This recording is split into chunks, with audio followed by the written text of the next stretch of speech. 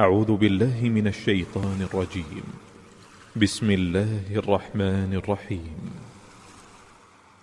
والسماء والطارق وما أدراك ما الطارق النجم الثاقب إن كل نفس لما عليها حافظ فلينظر الإنسان مما خلق من ماء دافق يخرج من بين الصلب والترائب إنه على رجعه لقادر يوم تبلى السرائر